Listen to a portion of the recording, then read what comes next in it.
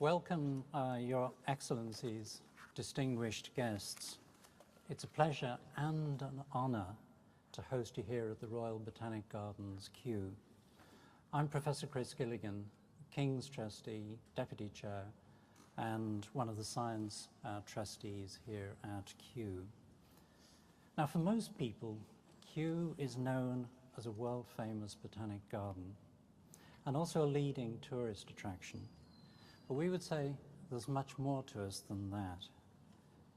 Kew is also a world-leading science institution with vast collections of plants and fungi, data sets, archives, and we also have 500 scientists and 200 horticulturalists. These remarkable assets provide knowledge and solutions that are helping us to address the planetary crises of climate change and biodiversity loss. But we cannot do it alone. We work with more than 400 partners in and across 100 countries, mapping biodiversity, helping identify areas for protection and tropical important plant areas, advising on sustainable use of natural resources, supporting habitat restoration, and very importantly too, informing nature-based solutions to the challenges linked to climate change. And we thank the UK government and our supporters for helping us to carry out this work. Without support, we cannot, of course, do it. So in Ethiopia, for example, which is one of the world's main producers of coffee, millions of smallholders rely on coffee for income. But the production has been severely affected by climate change, especially raised temperatures. And working with local farmers and ethical coffee roasters, and guided by our herbarium collections, the Kew scientists have found species of wild coffee native to the area that grow at higher temperatures. 10 years on, this coffee is sold in supermarkets, and many of you have been drinking it knowingly or unknowingly earlier today. So this work has helped to protect the forest, increase local biodiversity, support carbon sequestration, and provide, very importantly, farmers with a higher income. So similar work is taking place on other coffee species in other countries and other commodity crops, including rice. Kew also has 2 billion, 2 by 10 to the 9, said the scientist, 2 billion seeds stored in the vaults of the Millennium Seed Bank at Wakehurst in Sussex. Now these serve as a safety net against extinction, but also as resources for restoration projects around the world in South America, Sub-Saharan Africa, and beyond. And our scientists also work with partners to identify genetic resources within the seed bank to provide resilience to crop and other plant species, to climate change, drought, pests, and disease. All life depends on plants and fungi. We can see the plants. It's harder to see the fungi most of the time, but they're there. And plants and fungi also provide critical ecosystem services, especially for carbon sequestration. But reaching net zero by 2020, or indeed to achieve 30-30, won't be possible without working with nature. And at the current rates of biodiversity loss, we risk losing many of nature's secrets before we've even unlocked them. And with that, we also lose ways of mitigating and adapting to climate change and preventing further biodiversity loss. The need for concerted global action has never been greater. And to quote Sir David Attenborough, a former trustee and a valued friend of Kew, what we do now and in the next few years will profoundly affect the next few thousand years. And now, with that thought, please let me welcome the Secretary of State for the Foreign, Commonwealth and Development Office, the Right Honourable David Lammy.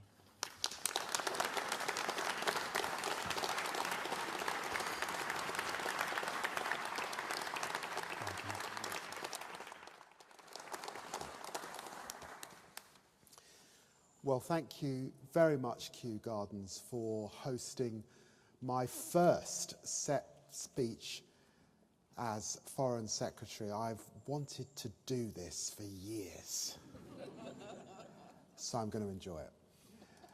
And this, of course, is just after you hosted the Colombian president of this year's Nature COP in Cali this morning. Conflicts in Ukraine and the Middle East have dominated my time in office so far. But I was very clear in opposition that in this job I would focus on the most profound and universal source of global disorder, the climate and nature emergency. Over my political career, it has become clearer to me how this crisis defines our time. And as a young backbencher, I admired Robin Cook making climate a geopolitical issue for the first time. He was a pioneer ahead of his time. 4 years ago, I spoke about the essential link between climate justice and racial justice in a TED Talk. And as Shadow Foreign Secretary, I set out how our response to this crisis both can create an unparalleled economic opportunity, but also is central to the geopolitical challenge of our age. Time and time again, it is the most vulnerable who bear the brunt of the crisis.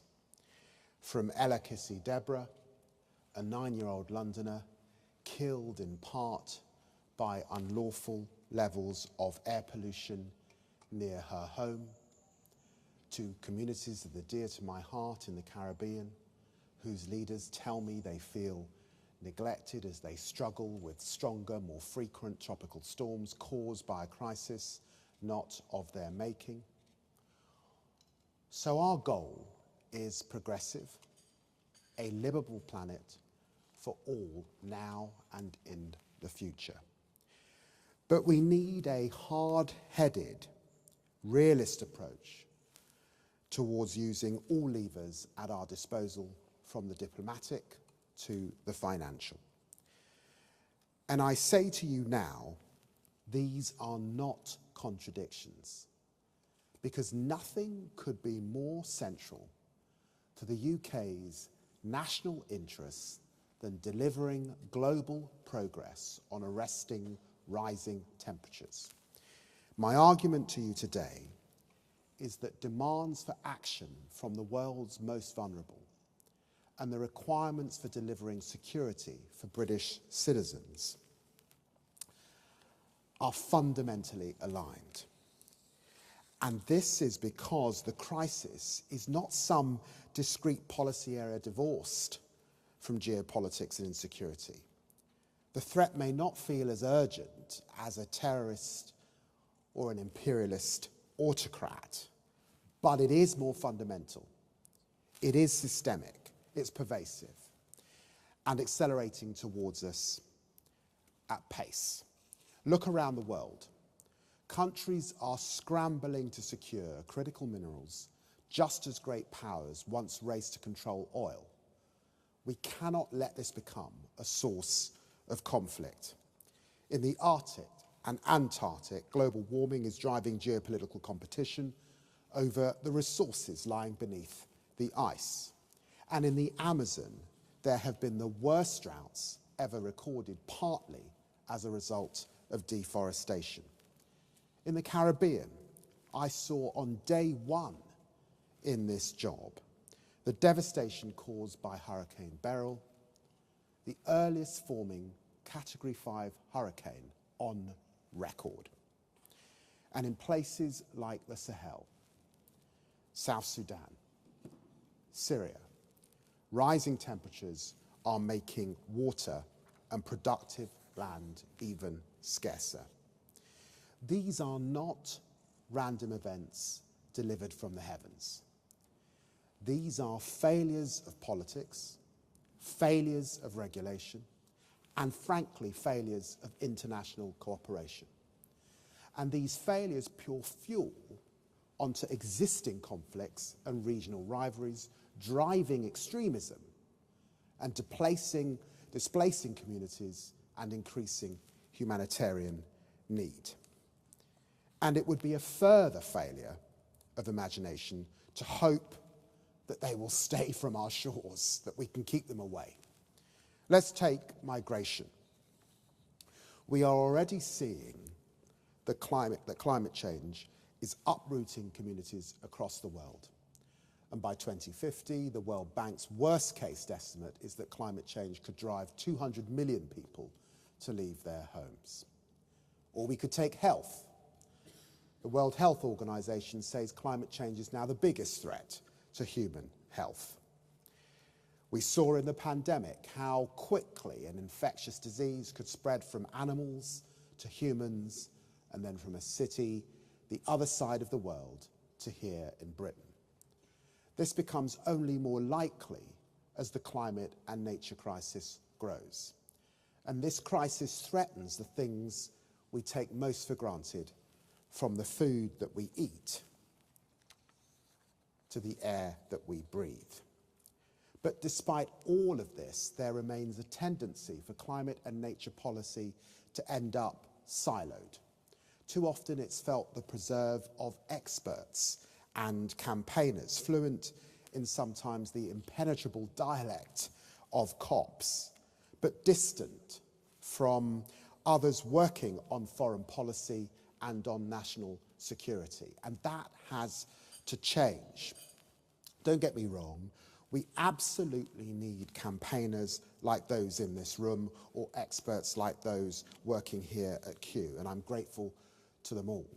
But today I'm committing to you that while I am Foreign Secretary, action on the climate and nature crisis will be central to all that the Foreign Office does. This is critical given the scale of the threat, but also the scale of the opportunity, the chance to achieve clean and secure energy, lower bills, and drive growth for the UK, and to preserve the natural world around us on which all prosperity ultimately depends. The truth is that in the last few years, something went badly wrong. Badly wrong in our national debate on climate change and net zero. I take no pleasure in saying that. From the high point of bipartisan consensus at COP26, net zero became, under the Tories, a battleground of the worst type of narrow-minded Westminster tactical warfare. We've seen in the Inflation Reduction Act in the United States, in the Green Deal in the European Union, and the accelerating transition in China, foreign policy, economic, and industrial policy are increasingly intertwined. But while others embedded climate geopolitics in their foreign policy, the last government frittered away the currency we'd accumulated in the past. They became climate dinosaurs, crashing offshore wind, blocking onshore wind, moving the goalposts on electric vehicle targets, doubling down on oil and gas, leaving British wildlife in crisis, our biodiversity declining at an unprecedented rate, our precious national parks in decline, our rivers, lakes and seas awash with toxic sewage. blind to the opportunities of the energy transition, a fossil fuel government in a renewable age. I remember being at UNGA in New York last year and people being staggered that the British Prime Minister, a permanent member of the UN Security Council, not only snubbed the annual gathering of world leaders, but stayed at home in order to row back on climate ambition during UN Climate Week. It was a low moment. That's why the Prime Minister is resetting Britain's approach to climate and nature, putting it at the centre of our cross-government missions. Approaching 100 days in office now, you can already see the difference that this has made. Lifting the de facto ban on onshore wind in England, pledging to end new oil and gas licensing while guaranteeing a fair transition in the North Sea, switching on Great British Energy to crowd investment into clean power projects, launching a rapid review of the Environmental Improvement Plan for completion before the end of this year, so that we can clean our rivers, plant millions more trees, improve air quality and halt the decline in species. And with over 90% of the UK's biodiversity within our overseas territories looking to expand the Blue Belt programme to increase marine protection.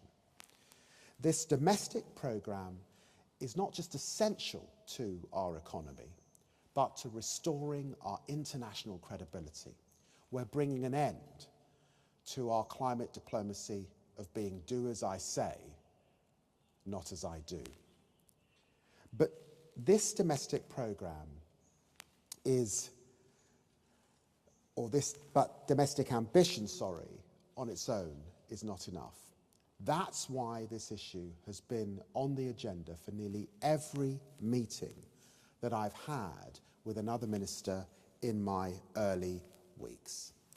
From our closest friends in the G7 to the world's biggest emitter but largest renewables producer in China, to India, to members of ASEAN, with whom I announced a new joint green transition fund in the first few weeks in office, with Ed Miliband and Steve Reed leading COP negotiations on climate and nature.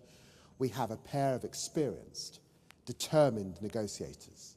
And with Annalise Dodds as Minister for Development, we will be a united government team, all drawing on the SCDO's diplomatic and development heft to push for the ambition needed to keep 1.5 degrees alive, to drive forward this cross-government reset even further. I'm announcing today that we will appoint new UK special representatives for climate change and for nature. These will support me, together with Ed Miliband and Steve Reed respectively, as we reboot internationally, showing that whether you are from the global north or the global south, we want to forge genuine partnerships to tackle this crisis together. And I want this diplomatic effort focused particularly on three priorities. First, we will build a global clean power alliance. This government has set a landmark goal to be the first major economy to deliver clean power by 2030. We will leverage the ambition to build an alliance committed to accelerating the clean energy transition. And today we're firing the starting gun on forming this new coalition. The International Energy Agency forecasts consumption not just of oil, but of all fossil fuels will peak this decade. We are rapidly discovering new, more efficient ways to reduce emissions. Global investment in clean energy is now almost double the investment in fossil fuels. But while some countries are moving ahead in this transition, many are getting left behind. Without clean power, it will be impossible to decarbonise vast sectors of the economy, such as transport. We therefore need to accelerate the rollout of renewables across the globe in a way that this government is doing at home. Now, of course, there are different obstacles from different countries. But despite several other valuable initiatives pushing forward the energy transition, there is no equivalent grouping of countries at the vanguard of the transition, reaching across the global north and the global south together, dedicated to overcoming these barriers. So the alliance needs to focus on scaling up global investment. Emerging market and developing economies outside China account for just 15% of global energy investment at the moment. The cost of capital in the global south is often triple that in the global north, and almost 700 million people have no access to electricity at all. We must unlock global finance on a far, far larger scale, so we can back ambitious plans from those moving away from fossil fuels, as Annelies Dodds has just been doing in Jakarta, discussing Indonesia's Just Energy Transition Partnership, and close and clean power gap by helping more countries to leapfrog fossil fuels to renewable power systems. The alliance should also focus on diversifying the production and supply of critical minerals. Copper, cobalt, lithium, nickel, the lifeblood of the new economy. We need to bring these commodities to market faster while avoiding the mistakes of the past by helping developing countries to secure economic benefits while promoting the highest environmental standards for mineral extraction. The alliance could inject impetus into expanding grids and storage as well. The IEA assesses that the world needs to add or refurbish the equivalent of the entire existing grid by 2040. And we're working on a global energy storage pledge at COP29. We have to plug the gaps in meeting these targets. Finally, the alliance can increase deployment of innovative clean energy. There's a huge demand for affordable clean technologies, from green hydrogen to sustainable cooking and cooling. And we've got to progress commercialization of the tech with the greatest potential. And we will take a phased and inclusive approach to building the alliance, listening to those leading the way on clean power and those who share our ambitions. But the shared goal is clear: making net zero power a reality everywhere. Second, we must unlock much, much more climate and nature finance. This is critical to my progressive realist approach to the crisis. Tackling the crisis requires global consensus that is the principle at the heart of the COP process, and we can only reach a consensus by heeding others' concerns as well as our own. As I know all too well, countries of the global south suffered great injustices in the past. But I've heard repeatedly our partners' frustrations at the unfairness of the global system today, particularly how difficult it is for them to get international climate finance. My good friend Mia Mottley argues so powerfully that the problem is systemic. And for example, in Africa, which is clearly on the climate front line on any analysis, natural disasters alone have affected 400 million Africans this century. Yet Africa receives just over 3% of climate finance flows, and debt servicing alone averages 10% of the whole continent's GDP. Change is critical if we're serious. There is no pathway to countries' development aspirations without climate resilience, action on the nature crisis, and access to clean energy, and no pathway to a sustainable future without development that leaves no one behind. I applaud the Brazilians for leading on this agenda. The agreement on loss and damage at the last COP was an inspiring example of what the world can achieve by working together. That was the same spirit in which developed countries committed in 2009 to $100 billion a year in international climate finance. But the reality is that the British contribution to this target was a promise which the Tories casually made, but for which they did not have a plan. In contrast, my focus is on how we can actually deliver that promise given the dire financial inheritance from the last government. Ahead of the spending review, we're carefully reviewing our plans to do so. And at the same time, we're pushing for an ambitious new climate finance goal focused on developing countries at COP29 in November, because that is the right thing to do. But especially in times of fiscal constraint, we need to become more creative in unlocking private sector flows for the green transition, and especially adaptation across the global south. London is the leading green global financial centre, and I've been delighted to learn how UK experts have been developing more effective financing models. For example, Britain helped establish the Caribbean Risk Insurance Facility back in 2007. The first such fund pays out after a specific trigger, such as earthquakes or tropical cyclones. And after Hurricane Beryl, it once again proved its worth, paying over $76 million as the region began to rebuild. I'm determined to restore Britain's reputation for commitment and innovation in the world of development finance. This starts with the multilateral development banks, and that's why, subject to reforms, we support a capital increase for the IBRD, the world's largest development bank and a key source of climate finance.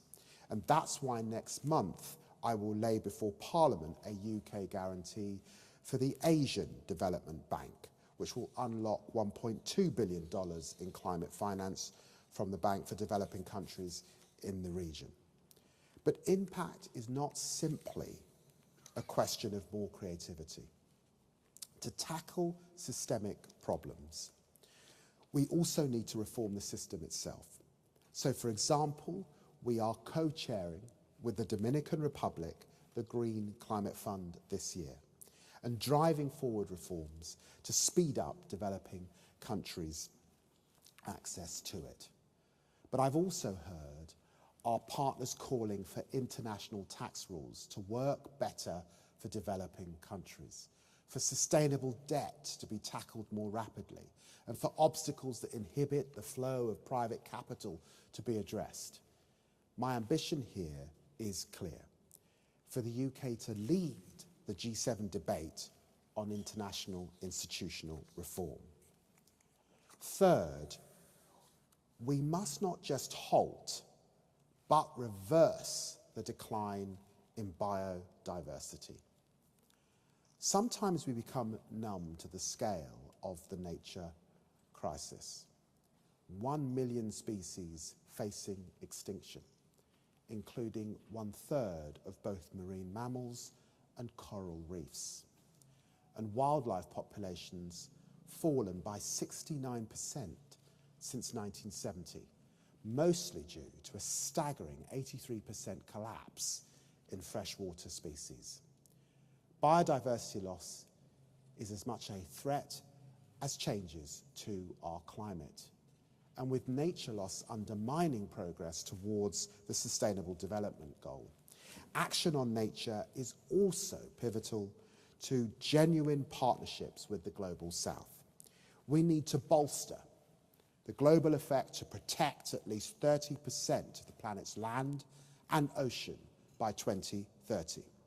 So we are completely committed to ratifying the High Seas Treaty and to securing agreement on a plastics treaty. And there I pay tribute to a predecessor, Zach Goldsmith, during his period in government. And I've been looking hard at the successes of our development programmes on nature. One programme has mobilised well over £1 billion to protect and restore forests across nearly 9 million hectares of land. And in the future, we plan to expand this programme in the Congo Basin rainforest, the second largest on the planet. Some of our funding has also been used for incredible research. Few would believe that thanks to the FCDO, a South African business is trialling new biodegradable nets that, if lost, leave no toxins or microplastics behind. I want many, many more examples like this. The FCDO spends around 5% of its development budget on research. And I'm announcing today that we're starting to develop a new programme of research into nature and water specifically, with over 100 researchers and officials having just met in Kenya to begin this agenda. I'm also looking at how we deliver development programmes on the ground.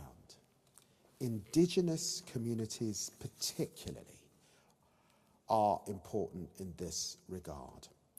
Like the incredible female sustainable business owners I met in the Amazon last year, nature's best custodians, and I'm very grateful to Conservation International for organising that trip.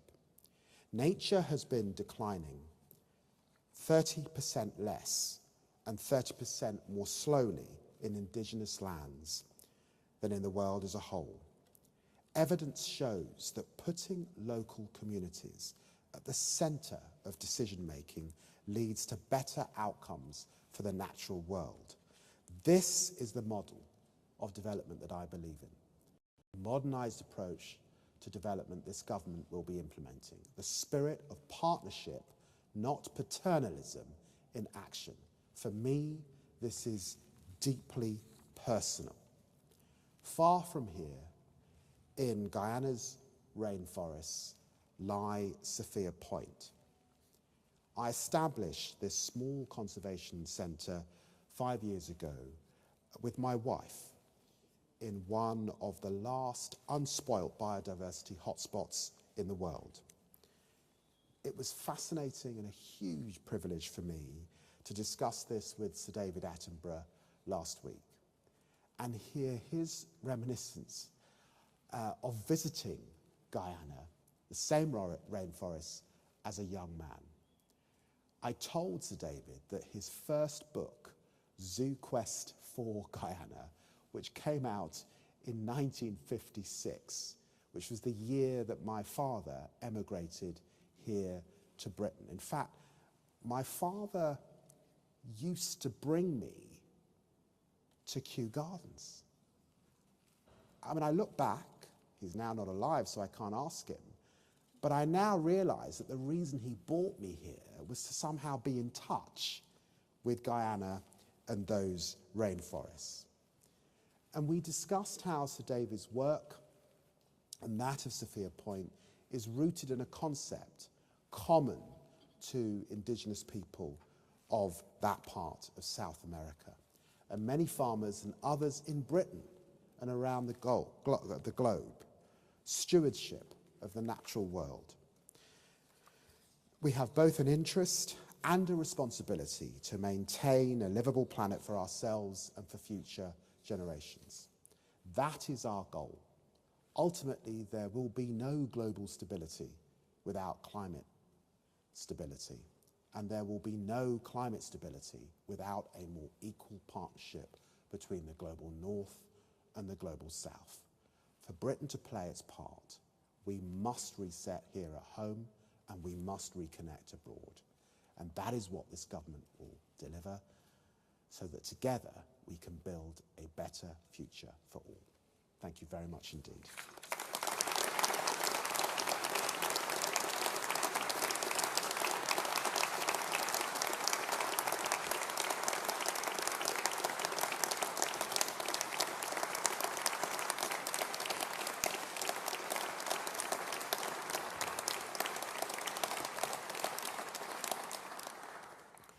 Thank you very much. I think there are some questions. And the first on my list is Tom Clark. Foreign Secretary, thank you. How are you going to deliver all of this with so little money? And what levers can you pull, bearing in mind that since the Paris Agreement was signed, I think more than $3 trillion have flowed from private banks, many of them British banks, into fossil fuels, more than 300 billion into unsustainable agriculture projects around the world? Well, look, you're right to raise the issue. We have a 22 billion black hole. This is a tough fiscal environment. We're all aware of it, and this country, you can see it with the state of our public services, particularly in the health service. We set out 5 important missions, and it's clear that growth is a central mission, and it's also clear that on climate, with GB Energy, with the National Wealth Fund, that is also a mission. And the transition that we're talking about, both for our country and as we partner with friends, colleagues, countries around the world, particularly in the global south, has got to be part of the story. We cannot have a situation in which the global north advance and leave the global south behind. So yes, it's a tough environment, and climate finance is going to be integral to that. But meeting the 11.6 billion remains our ambition as we undertake the spending review, and we'll consider all of those spending plans.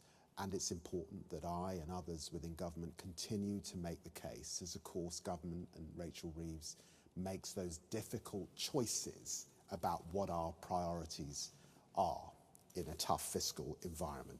But I think it's important to remember that this agenda is fundamental to UK growth, and therefore we should keep hope alive. Second question is from Professor Miles Allen. Miles Allen, University of Oxford. You've rightly emphasised the vital role nature-based solutions play in addressing the climate crisis, but we can't turn rocks into trees forever. So I'd like to ask you about one thing you haven't talked about, which is geological net zero. In the scenarios that meet the goals of the Paris Agreement, we are putting carbon dioxide back into the Earth's crust at the same rate that we generate it from any remaining use of fossil fuels by mid-century. So as a physical reality, the world needs to get to geological net zero by permanent, safe disposal of carbon dioxide back into the Earth's crust. We in Britain have extraordinary resources to do this. Guyana needs the world, dare I say it, to reach geological net zero. Guyana is going to benefit from the extraordinary resources they've recently discovered. So there's a piece of history for the first country to commit to geological net zero. Are we going to take it? Well, look, I think there's a debate there. My own view is to focus on the fact that it is a transition. I think against that transition, there is a role for carbon capture alongside all of that we want to do on renewables, particularly hydrogen's important as well. So we've got to get the balance right, but the point is you're transitioning away. So I hear what you say about geological net zero. That wasn't in my speech. I'll reflect on it, but I am conscious that we're in a transition, and that's important to hold on to. The next question is Joe Lowe. Hello, Joe Lowe from Climate Home News. You mentioned the NCQG talks. A lot of negotiators from developing countries have expressed frustration that developed countries haven't started talking about the quantum, the actual amount. Do you have any thoughts on what the amount should be, or at least when the UK will start putting forward proposals on that? One of the words I've used in my speech today, and that I'd want to emphasise, is ambition. And I recognise the disjunct between rhetoric sometimes in the global north and the real pressing needs that exist in the global south, as they look to see, is that rhetoric going to be actually matched with funds? So I want us to hold on to ambition here in the UK. And I talked about the connection geopolitically and why this is important. As I look around the world, particularly in democracies, there are some democracies,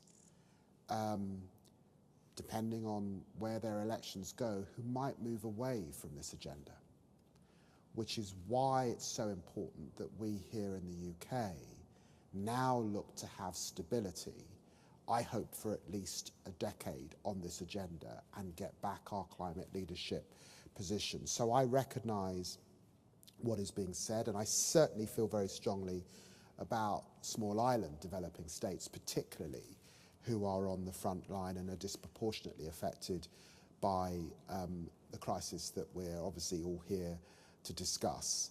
Let's be ambitious as we head particularly to COP29, which is focused on those developing countries.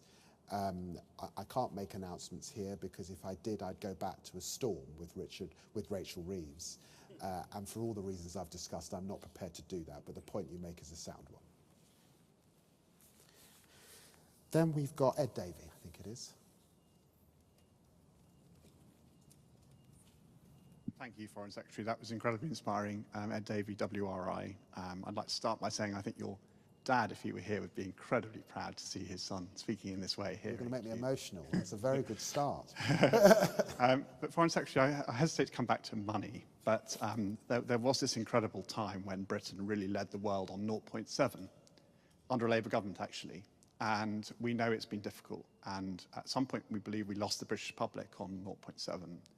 But my colleague Mozam Malik, who many of you know, has articulated recently that if Britain could come back to 0.7, or a commitment to it by 2030, and if 10 other countries could do the same, suddenly we really could unlock a global trust again, and a kind of global agreement around the kind of finance that needed on SDGs and 2030. So I'm wondering whether you feel in the geopolitics of the moment that you could persuade your cabinet colleagues and the government and the British people to get back towards that kind of goal by 2030. Thank you.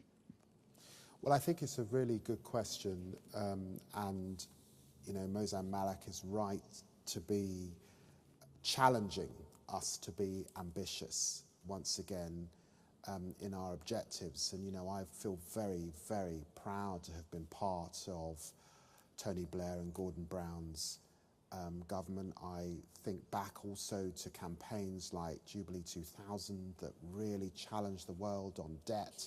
At that time, it depresses me hugely that those questions, particularly of debt, still hang over so much of the global south, even though, of course, the nature of that debt in the countries and private institutions to whom the debt is owed has changed a bit over the last 20, 25 years. But it connects to a theme of my speech, because what I wanted to do was what was always frustrated me. There are two things that frustrate me in the climate emergency debate. One is the way that the climate crisis and breakdown becomes siloed as a sort of separate thing that is a theme within politics, but isn't actually at the centre of the political. And that's why I'm absolutely clear I'm centering this in security issues. So it is actually fundamental to the work of a Foreign Office like our own. And the other thing is that we here in Europe particularly lose the language of climate justice and of fairness, which should underpin this agenda. And I say that because, and I referred to this in my TED talk, for me, climate is not just the preserve of experts, scientists, and temperature debate. It's more fundamental than that. And actually, if you know, within the tradition of my own political party, if you think of those working class communities that went down mines, often getting disease as a result, that is a justice issue. And it's why, when we talk about green jobs domestically, it's so important to centre those communities in that debate around climate justice. Well, in the end,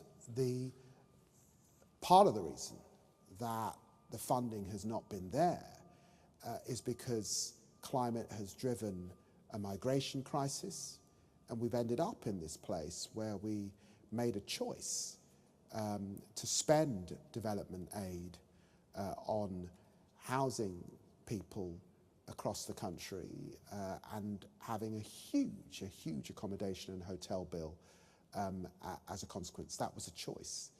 We are absolutely determined to turn that system around. It's not going to be something that we can do overnight, but the indication is that we want to get back to that 0.7 as quickly as possible, and of course that's a discussion that I'm continuing to have with colleagues in the Treasuries. Thank you very much for the question. I think we'll end there. Thank you very, very much. Oh, there's one more. Thank you, Foreign Secretary. I'll wrap it up. Rob Merrick from the development website DevEx. Can I just ask you, this is my first chance to do so, about the wider development policy. You expressed an intention to for further integration between development and diplomacy within FCDO. And Labour obviously have said very different things in opposition. Can I ask you, have you decided to sort of intensify the merger, intensify integration, because it's too costly, too disruptive to try to give development greater independence? Or do you genuinely think it's the right thing to do? You can get better development out of it by intensifying merger and integration? I don't think I've ever used the language of intensifying the merger. That is interesting language that you've chosen, but it's your language, not mine. What I have said is that it's important that we have a review, because I do not think that we're where we should be in relation to the merger, and that's why I have asked Manoush to lead that review with her expertise. That's what I have said. And let me just say this, that I'm very conscious too that we are not in the same environment we were in when I last came into government back in 1997. This is a very different world. It's a world that's got to take on board China's Belt and Road Initiative. It's a world that's got to really face up to the ravishing of the climate crisis. And you see the effects of that particularly, I mean, here in Europe, you can see it in the Sahel particularly. And it's a world where we have to find the way to ensure that we have greater finance available beyond just taxpayers' pounds, effectively. So in that changed environment, it's hugely important that we do the work to make sure that the UK gets back its leadership role in this area. But it will be a different leadership mix to the leadership mix it was in 1997. And I've set out a substantial part of my speech explaining why that is the case. Thank you. Thank you very much.